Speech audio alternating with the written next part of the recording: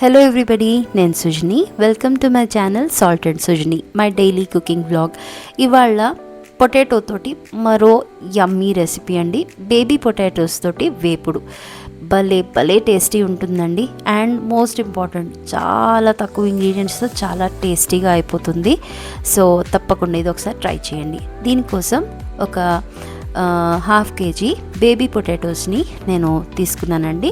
మంచిగా ఉడికిచ్చేసుకొని తొక్క తీసేసి దీన్ని మీరు ఘాట్లైనా పెట్టుకోండి లేదా ఫోర్క్ తోటి ప్రిక్ చేసేసుకోండి, సో దట్ మసాలాలు దీనికి లోపల వరకు వెళ్తాయి.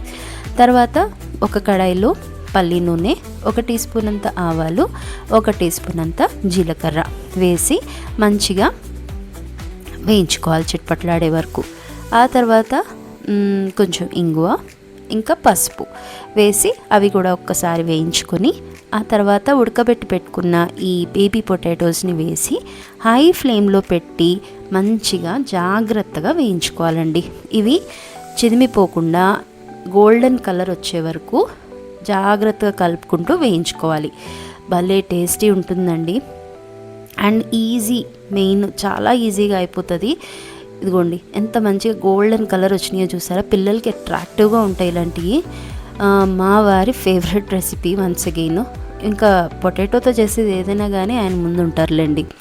సో ఇదిగోండి మంచిగా గోల్డెన్ కలర్ వచ్చిన తర్వాత మనం దీంట్లో తగినంత ఉప్పు, ఒక 1.5 టీ స్పూను కారం అండ్ 2 టీ స్పూన్ల సాంబార్ పొడి. ఇదే యూఎస్బి అండి, ఈ వేపుడికి ఇదే మెయిన్ అన్నమాట.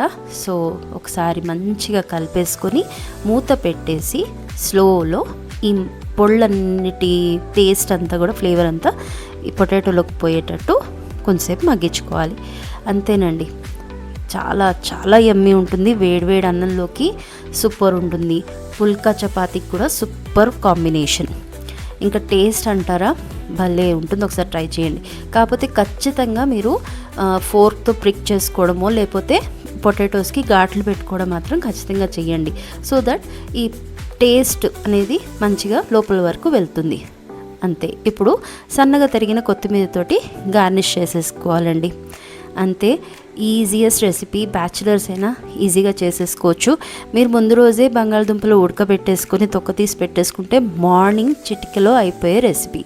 తప్పకుండా ట్రై చేయండి. నా రెసిపీస్ నచ్చితే ప్లీజ్ లైక్ చేయండి, షేర్ చేయండి అండ్ నా ఛానల్ని సబ్స్క్రైబ్ చేసుకోండి. Thank you for watching.